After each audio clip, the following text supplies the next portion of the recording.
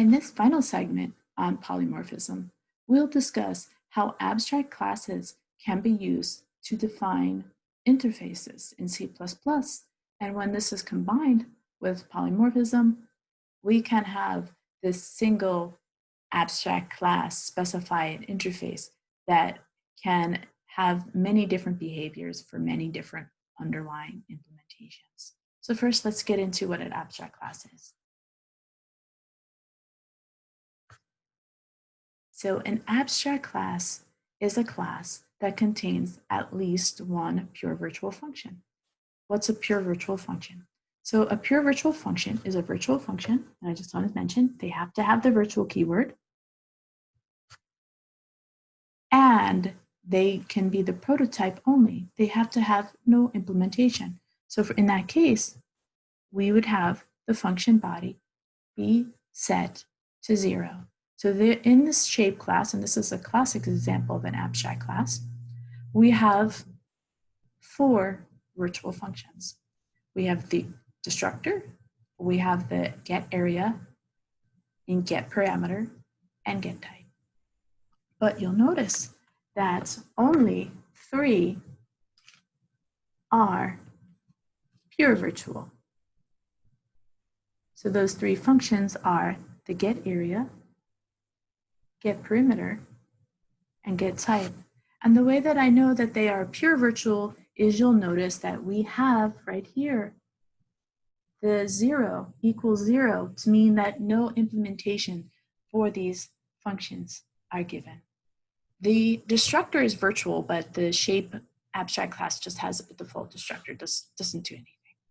So one very key idea that we have to remember is because pure virtual functions have no implementation, no abstract classes can be instantiated. So inside main, you'll see I'm trying to instantiate an S object, but this is not possible. So this main will not compile. And the reason for this is we cannot instantiate an object of an abstract class because it does not have implementations for the pure virtual function. So just to recap, an abstract class has to have at least one pure virtual function. That is a function that is virtual that has no implementation. How can I tell that it's virtual? You have to see the virtual keyword before the member function. And the way that we can tell it's a pure virtual function is that you'll notice that it has no implementation. And this is indicated by the equals 0 behind it. The other key idea is because you have these at least one pure virtual function that does not have an implementation, it cannot be instantiated. So you cannot instantiate or make an instance of a abstract class.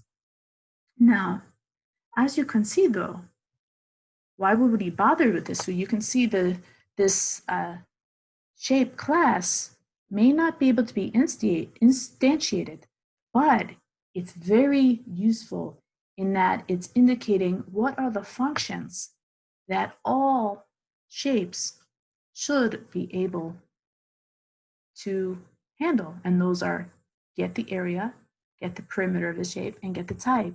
But the reason why, in terms of design, an abstract class makes sense for this is because we don't actually know how to get the area, get the perimeter, or get the type of the shape until we actually know what type of shape this is. So let's look at this now in terms of abstract classes and interfaces. So the abstract class shape has at least one pure virtual function. In fact, it has 3, as we discussed before. And it says that any class that inherits from shape, which basically implements this interface, has to know how to implement get area, get perimeter, and get type. So you can have abstract classes and they can have derived classes that are also abstract if they don't implement all of the pure virtual functions. But the second a derived class implements all of the pure virtual functions, the derived class can be instantiated. So right here we have an example of this. We have our class rectangle, which inherits publicly from shape. you'll notice that the shape class says that there are 3 functions that are pure virtual. They have to be implemented in the derived class to be instantiated. So that is get area, and you'll notice that rectangle has the get area function where it just takes its base and its height, and its perimeter, which just is 2 times the base plus 2 times the height, and then it also can return the name of the shape that it is, rectangle. So it actually implements all 3 of the pure virtual functions in shape, and its private data is just the base and the height, and the destructor does nothing, and its constructor just sets the base and the height. So because rectangle implements all of the pure virtual functions from its abstract base class, it can be instantiated. And we can see that inside mean. We instantiate a rectangle with the base of 3 and the height of 4. And then you'll see that we can set a reference variable, the shape reference, equal to the derived rectangle class. So you can see that the derived classes, publicly derived classes, are type compatible with the base class. And now we can call the get area function. And because shape has the pure virtual functions, you'll notice that when we do s.getArea, this is actually going to calls rectangle get area. A couple of reasons for that. First of all, there's no implementation for get area in shape. It's a pure virtual function, and that means no implementation is given, but because it's virtual, there's dynamic binding being used.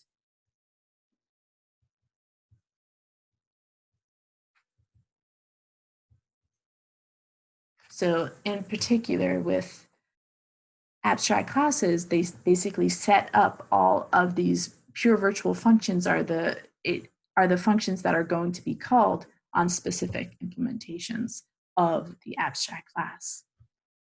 And as an exercise, you may want to extend this rectangle class. So can you create a square class that publicly derives from rectangle that extends these functions for a square rather than a rectangle? So that's as an exercise for you to do that. You can override any functions that would be appropriate to do for that. Now, in the shape example, we only had virtual functions, and we had 3 pure virtual functions and 1 default constructor that was virtual. But it is indeed possible for an abstract class to have some implementation details. In this example, we have our pure abstract class animal. How do I know that it's pure abstract? I have a pure virtual function. So I can tell that that's a pure virtual function because it has the virtual keyword and no implementation is given. And I can say, I know that's no implementation is given by d equals 0.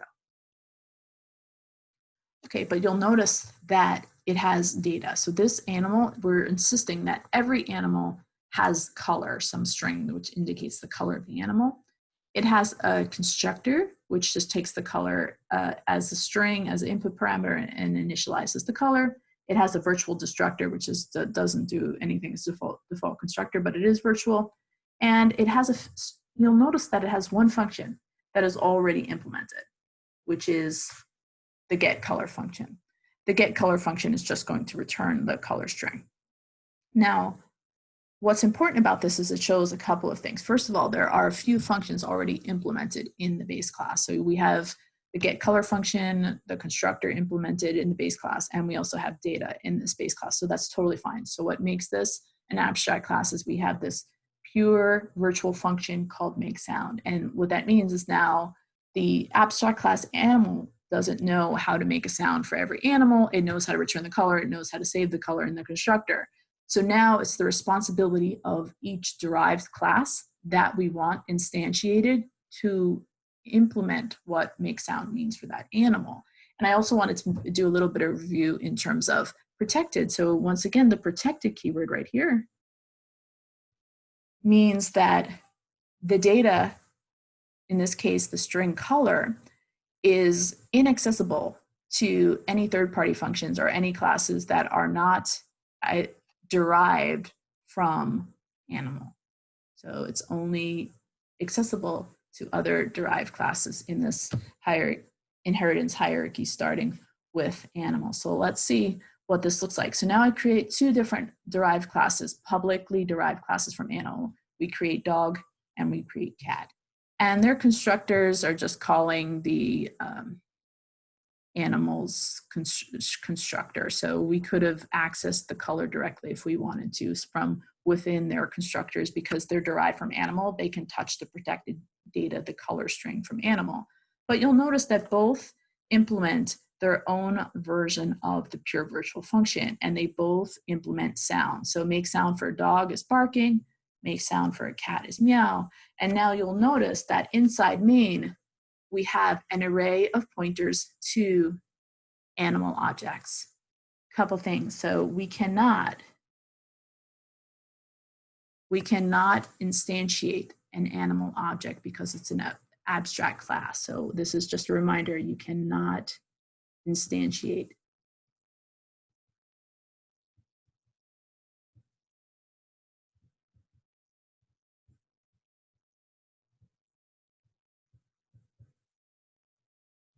Okay, so we cannot instantiate just an animal object. And the reason for that is there is no implementation for the make sound function, the pure virtual function in the animal class.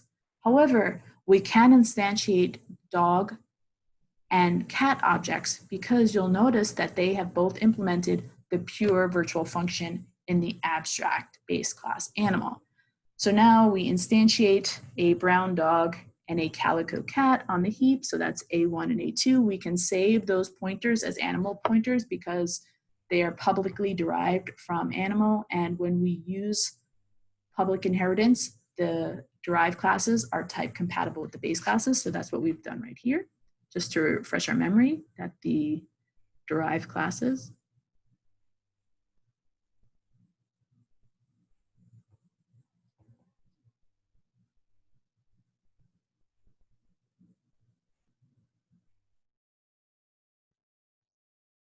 So that's why we can save the cat and the dog object pointers as animal pointers.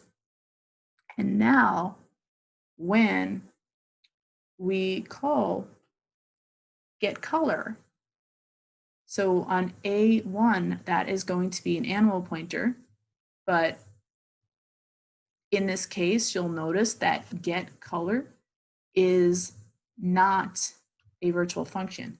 So on this animal pointer, it's going to call the function animal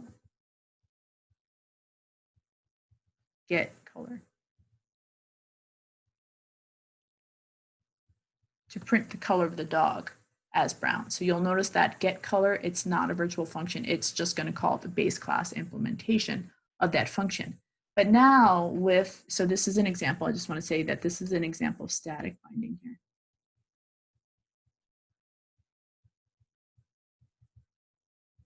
But now you'll notice for the second object, the third in the array, but for the cat object at A2, so that animal pointer, when we call make sound, we are going to be using dynamic binding.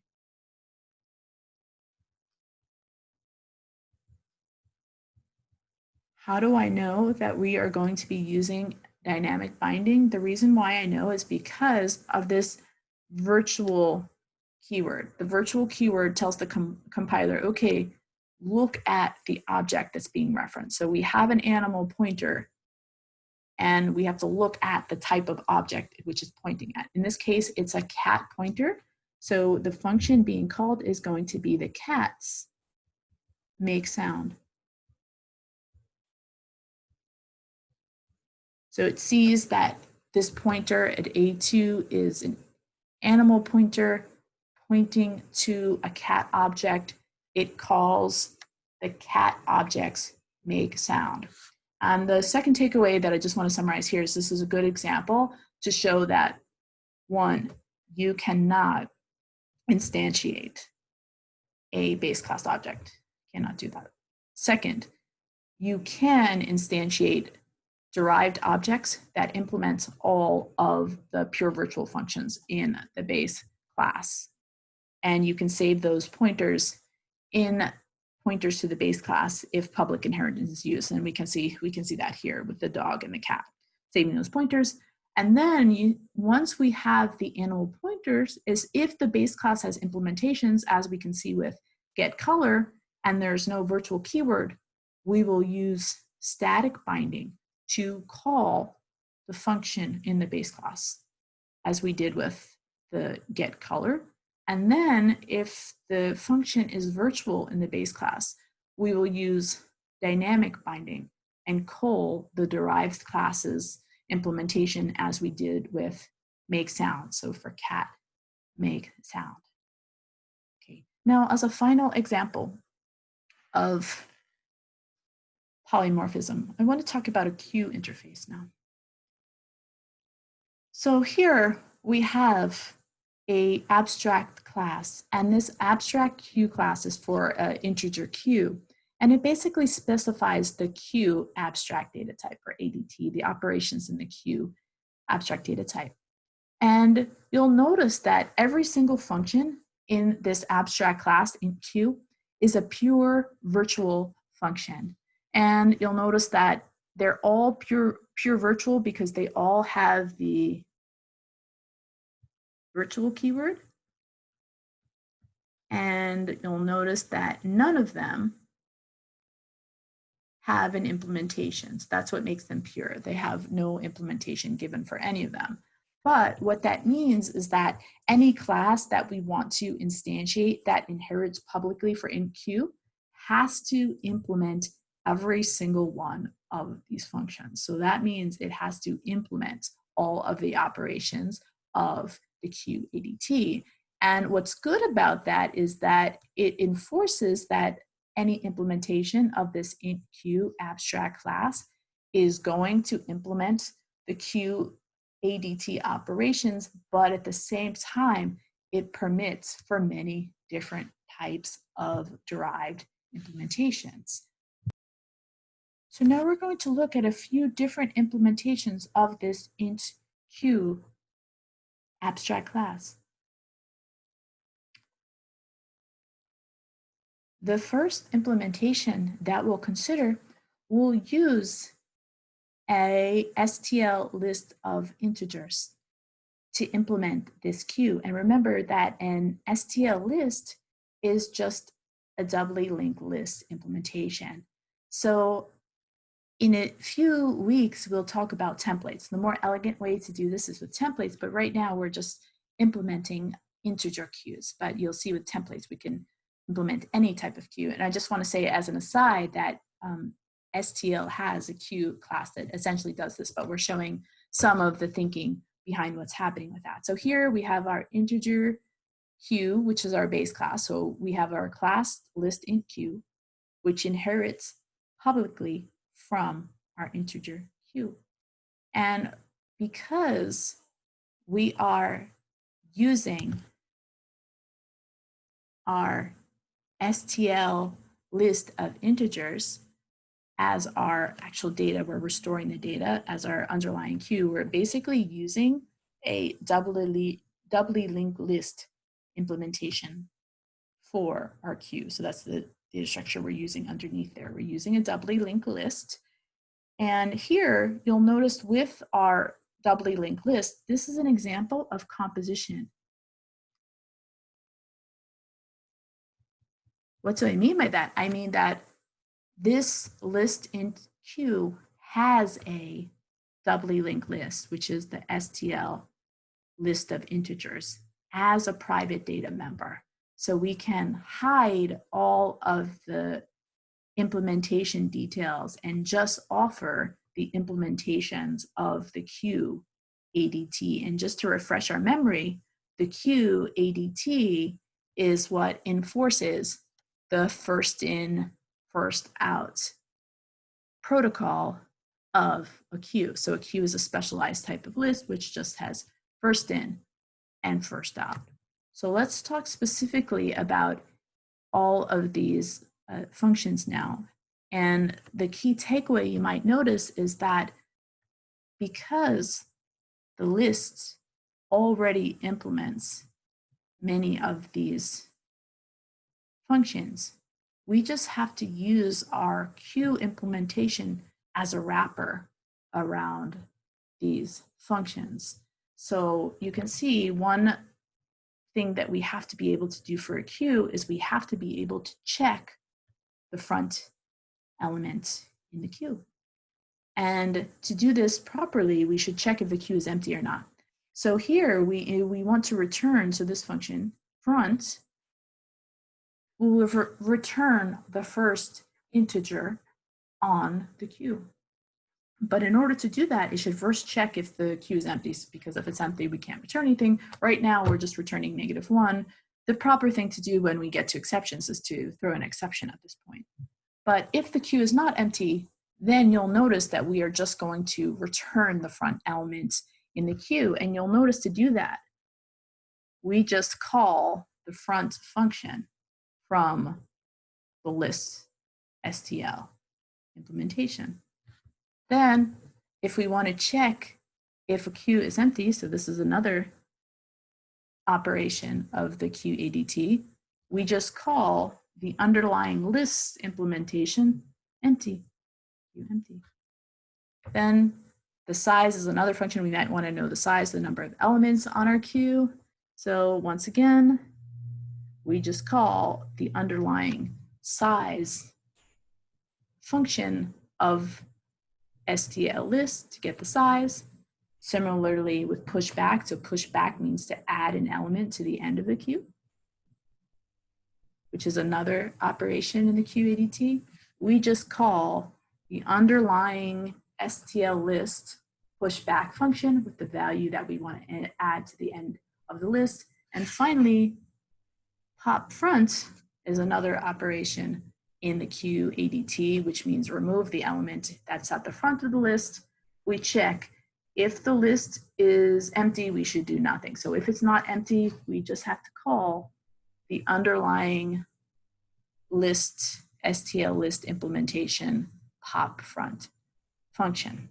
You'll notice, why are we just doing these wrappers? Every single one of these functions, we're basically just calling the same function from the underlying list STL implementation. The reason why we're doing that is that the STL list implementation, and in general, the list ADT, is more general than what we need for a queue. So we should be able to, for any general list, insert or remove or get any item from any position in the list. But you'll notice a queue has a very specific protocol. It can only access from the front of the list, and it has to insert in the back of the list. We want to prevent people from being able to insert or remove at any location in the list, or even to access. So now we just make sure that we put wrappers around the underlying list implementation. And we're doing this in this example by using composition, and we make our list private data. So when we do this, no one can access that STL list implementation directly. Okay, so we can actually implement the ADT for a queue using an STL vector as our underlying implementation. And recall that an STL vector, in this case, a STL vector of ints, is just the dynamically sized array. And once again, it's just going to be a wrapper for the functions that are in the STL vector. And once again, the reason why we're doing this is because for a vector, we should be able to, add it, the front, add it in the back, in the middle, wherever we want, remove and access elements wherever we want in this vector. But because it's a queue, it's implementing the queue, we're using it to implement the queue ADT, we only want elements added in the back and removed from the front. We only want to be able to read the element that's in the front of our queue. So that's why we're putting all these wrappers around it. So once again, let's look at how we implement each of the operations in the queue ADT. So we have our vector int q. It inherits publicly from our abstract class int q, and it implements each of the operations in the queue ADT. So for front, once again, you'll notice that we check if it's empty. If it is empty, we have nothing to get from the front. So here we return -1. The proper thing is throw an exception. We're not doing that. And otherwise, we are just going to call the underlying vector called q, the STL integer vector. We'll just call its front function. Similarly, when we implement empty, we just call the underlying vector's empty function. To get the size of our queue, we just call the underlying STL vector's size function. When we want to push back a value, we just call the underlying STL vector's pushback function. And once again, if we want to get the element, remove the element from the front of our queue, if it's empty, we do nothing. But if it's not empty, then we have to erase.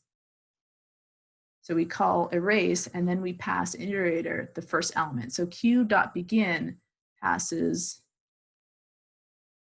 an iterator, which we'll talk about a little bit more later, to the beginning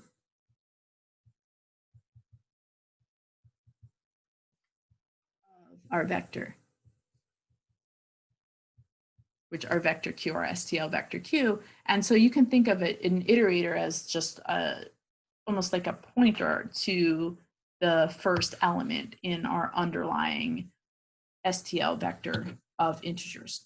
And once again, the reason why we do these wrappers is because we want to enforce the queue ADT. And what I mean by that is we don't want to permit people to access any position in our underlying vector.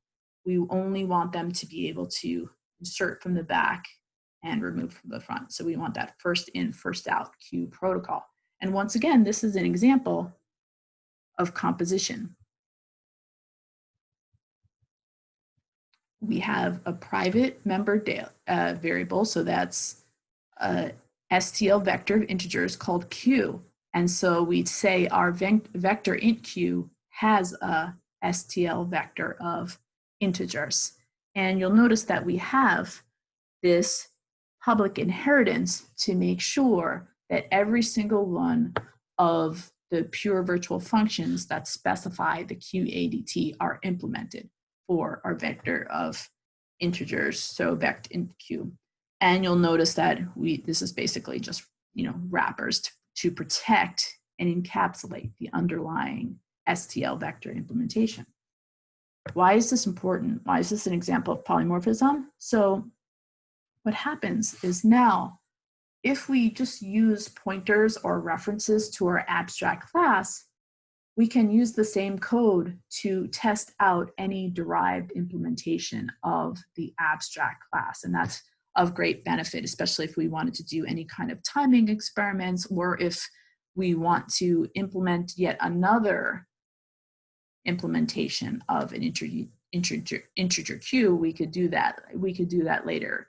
So how can we actually use this? You'll notice inside main now, I instantiate two different types of queues. We have our list int queue and our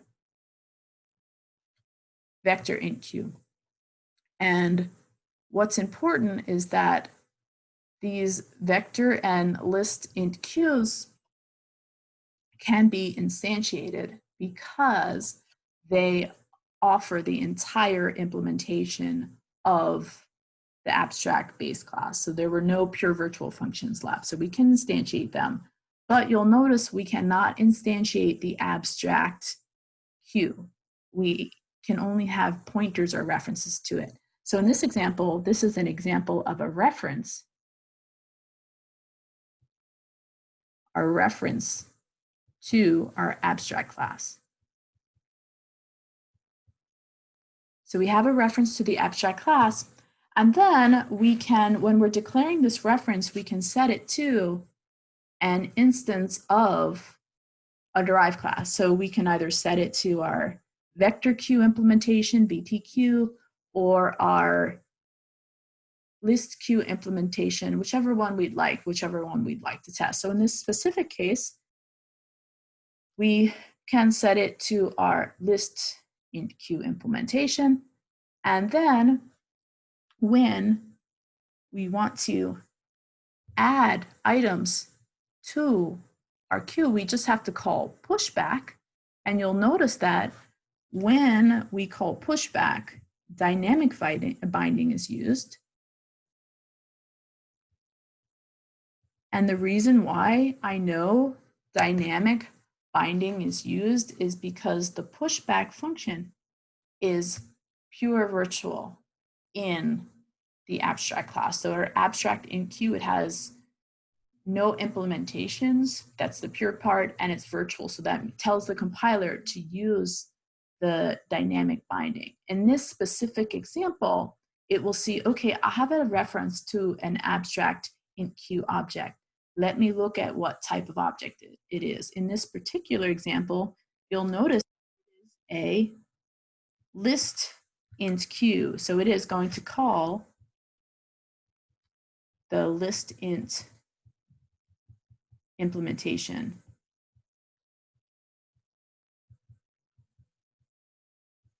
of pushback. Now, if our reference was instead to the vector implementation, then it would call the vector int implementation of the pushback function. So you can see that this is general in that we can just change the object, the derived object instance to which the abstract reference is pointing, and we can get the polymorphism, all types of behavior. So we gave 2 different implementations. Maybe in the future you come up with another one, but this exact same code would work the same. You just have to change the reference, the object, the derived object reference to where that abstract reference is pointing. A word of warning. So I just want to finish up with a word of warning. What breaks polymorphism? So polymorphism relies on this public inheritance. And the reason for this is that when you use public inheritance, the derived classes are considered type compatible with the base classes. That means I can save a reference or a pointer of the derived class into the base class. So let's see what happens, how we break that. If you use private or protected inheritance, the derived class is no longer considered type compatible with your base class. What that means is that you can no longer save derived classes, pointers or references in the base class anymore. So here's a concrete example. Recall that from the beginning we had that hierarchy of person, student inherited publicly from person, but now rather than faculty inheriting publicly from person, there's private inheritance. So this is right here. Now, what happens is that we instantiate the person object Bill, and we have our new faculty object, Brian, and we have a pointer to a person Q. Now, because a person is a person object, we can save an address of Bill's object to the person pointer and then just call print info on it, and we'll use person's print info. But because faculty is private inheritance for person now, this line right here no longer works. So because of private inheritance, we can no longer save a pointer to a faculty object in a person pointer. And this is intentional so that you protect the underlying implementation of the privately inherited class. So that means you can no longer access the public functions of the base class anymore. So this will not compile. You can no longer save. So this is the key takeaway here is when you use private inheritance or protected, means you can no longer save derived references or pointers in base class references or pointers.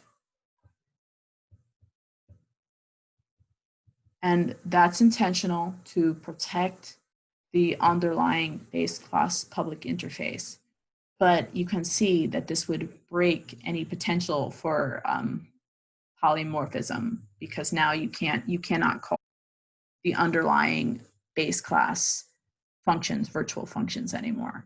It just will not recognize them anymore. So that's a key point. So if you use private or protected inheritance, you cannot use the polymorphism that you would get from a virtual function in the base class. So that's what this means. It's once you use that, you lose that dynamic binding that you would get for the derived classes.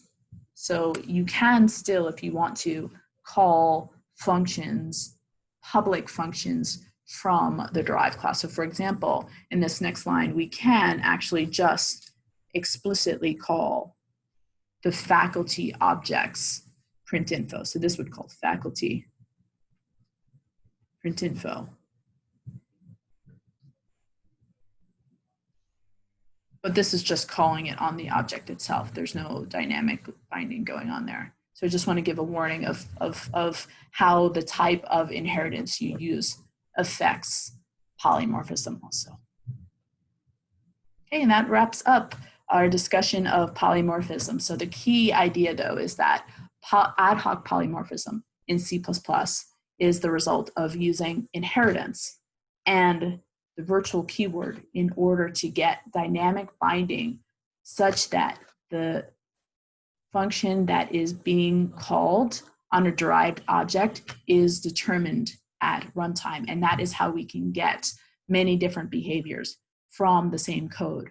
We do this by using references to the base class and then using the virtual functions of the base class to call the implementations in the derived classes.